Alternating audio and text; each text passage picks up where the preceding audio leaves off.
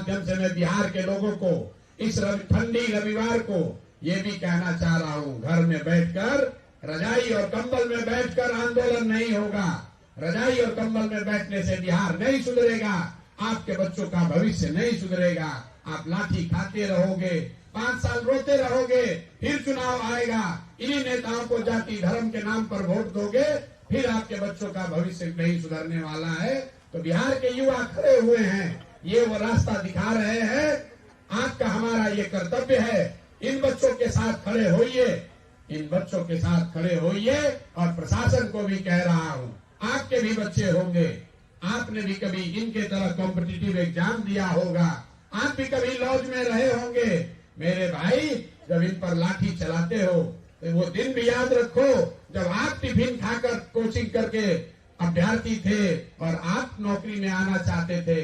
जैसे आपके सपने हैं वैसे इन बच्चों के भी सपने हैं, इसलिए लाठी मत चलाओ। इन युवाओं से ज्यादा बेहतर नेतृत्व कोई हो नहीं सकता है। कल की बैठक में एक और बात तय की गई कि हम लोग इस मंच से ये घोषणा कर रहे हैं, सबको आग्रह कर रहे हैं, आह्वान कर रहे हैं, मेरे भाई इस मंच पर किसी दल का झंडा ना है ना आगे होगा। इस मंच पर कोई दल का नेता नहीं है, जो बैठा है वो युवाओं के लिए बैठा है। तो चाहे वो कांग्रेस के नेता राहुल गांधी हो, राजद के नेता तेजस्वी यादव हो या दूसरे कोई भी दल का नेता हो, मेरे भाई हमारी आपकी राजनीति चलती रहेगी, लेकिन इन छात्रों का आह्वान है, इनके साथ आइए। ये मंच आपका भी उतना ही है जितना इन बच्चों का है, जितना प्रशांत किशोर का है। ये बिहार के हर उस व्यक्ति का मंच है जो चाहता है कि बिहार में अब इस स्थिति को बर्दाश्त नहीं किया जाएगा, जिसने संकल्प लिया है कि अब हम लाठी से डरने वाले नहीं हैं। अगर सरकार अड़ी हुई है कि हम मानेंगे नहीं, तो बिहार का युवा भी अड़ा हुआ है कि हम आपको मनाए बगैर मानेंगे नहीं। आप प्रशांत किशोर को पकड़ लीजिएगा, हमें गिरफ्तार कीजिएगा, तो भी ये 51 साथी खड़े रहेंगे, अनशन जारी रहेगा। अगर हम पर लाठी चलाओगे तो सबसे पहले यहाँ आकर लाठी चलाओगे तो सबसे पहले प्रशांत किशोर पर लाठी चलानी पड़ेगी, तब इन भाइयों पर लाठी पड़ेगी, और कोई दूसरा उपाय नहीं है। जब छात्रों पर 25 तारीख को लाठी चलाई गई, जब लाठी चली तो फिर ये बीपीएससी के सिर्फ अनियमितता का मामला नहीं रह गया, ये लोकतंत्र की हत्या का भी मामला हो गया, बिहार के युवाओं के साथ अन्याय का भी मामला हो गया। 25 की उस घटना के बाद हम जैसे कुछ लोग भी इसमें जुड़े। फिर इसका तीसरा चरण आया जब 29 तारीख को बहुत बड़ी संख्या में छात्र यही गांधी मैदान में गांधी मूर्ति के सामने छात्र संसद में उपस्थित हुए। बच्चे सब जमा हुए, सबकी एक ही मांग थी उस दिन कि हम लोग आज मार्च निकाल कर चले, मुख्यमंत्री से मिले और उनसे आग्रह करें कि इस परीक्षा में हुई अनियमितता के खिलाफ, अनियमितता की वजह से इसको कैंसिल कीजिए और पुनर्परीक्षा कराइए। छात्रों ने निकलने से पहले एक अपनी टीम भी बनाई जो सर्वसम्मति से, लगभग सर्वसम्मति से उस दिन उन छात्रों का चुनाव किया गया जो छात्रों का नेतृत्व करेंगे। ये भी तय किया गया कि गांधी मैदान से निकलने के बाद किसी भी तरीके की हिंसा या ऐसी कोई इल्लीगल बात नहीं की जाएगी जिससे कि छात्रों के भविष्य पर असर पड़े।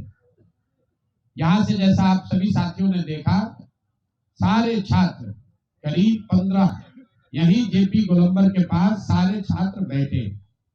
करीब 1-1.5 घंटे के उस सिट आउट प्रोटेस्ट में सामने से प्रशासन और एक साइड से छात्रों की बड़ा समूह आउट को हटा लिया जाए, तो छात्रों की ओर से 5 सदस्यीय टीम सरकार के सबसे बड़े पदाधिकारी मुख्य सचिव से मिलेंगे और मिलकर अपनी बात रखकर इस मामले का समाधान निकालने का प्रयास करेंगे। उस भीड़ में हर तरह के लोग थे, हर तरह के छात्र थे, हर विचारधारा के छात्र थे। जब ये बात हुई तो मैं सबसे आगे खड़ा था। हम लोगों ने इस बात पर सहमति जताई कि सरकार अगर बात करने को तैयार है तो छात्र मार्च नहीं निकालना चाहते हैं, छात्र झगड़ा नहीं करना चाहते हैं। छात्रों का तो एकमात्र उद्देश्य तब ये था कि बीपीएससी के एग्जाम को फिर से कराया जाए।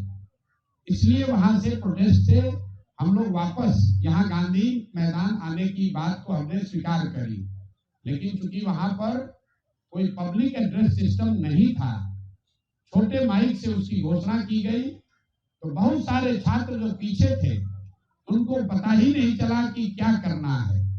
उस अफरा तफरी में कुछ लोग घरों को चले गए, कुछ लोग हमारे साथ कुछ साथियों के साथ यहाँ गांधी मूर्ति के पास आए, लेकिन बड़ी संख्या में छात्र वहां गोलंबर पर बैठे रह गए।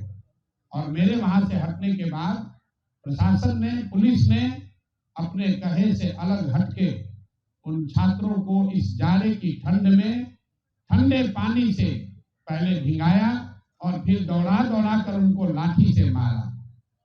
ये चूंकि मैं भी उसमें शामिल था, मेरे कहने पर, कुछ हद तक मेरे कहने पर छात्र आए थे कि जब तक मैं खड़ा हूं आप पर लाठी नहीं चलेगी, लेकिन मेरे हटने के बाद पुलिस ने लाठी भले चलाई हो, इसका मोरल नैतिक जिम्मेवारी मेरी थी। इसलिए मैंने, हालांकि अगले दिन मुख्य सचिव से बात कराई गई, लेकिन जब मुख्य सचिव ने कोई निर्णय नहीं लिया तो मैंने अपना मोरल ऑब्लिगेशन ये समझा कि मेरे कहने पर छात्र जमा हुए थे और मेरी अनुपस्थिति में छात्रों को मारा गया है, तो मेरी जिम्मेवारी है कि सबसे आगे बढ़कर मैं अपना जान जोखिम में डालूं। इसलिए मैं अनशन पर बैठा हूं कि छात्रों में वो फिर से विश्वास पैदा हो और छात्र डरे नहीं और अपनी लड़ाई में अपने आप को अकेला ना समझे। इस पूरे अभियान का आज का दिन सबसे महत्वपूर्ण दिन है। क्यों महत्वपूर्ण दिन है? क्योंकि आज 19 दिन के बाद पहली बार सारे छात्र, चाहे वो किसी दल के हों, किसी विचारधारा के हों, इस आंदोलन में किसी समय में जुड़े हों, सब ने मिलकर ये तय किया कि नहीं, अब अकेले अकेले नहीं लड़ना है, सबको एक साथ होना है।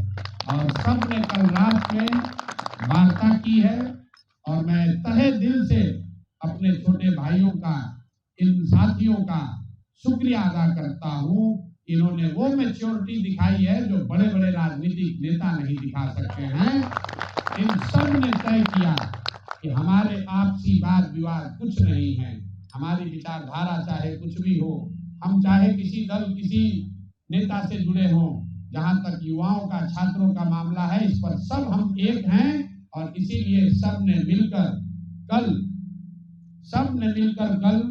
एक नया संगठन बनाया है, युवा सत्याग्रह समिति। अब ये पूरा अभियान जन सुराज का अभियान नहीं है, ये आरजेडी का अभियान नहीं है, ये कांग्रेस लेफ्ट का अभियान नहीं है, ये भाजपा जेडीयू का अभियान नहीं है, ये प्रशांत किशोर का अभियान नहीं है, किसी व्यक्ति, किसी नेता का अभियान नहीं है।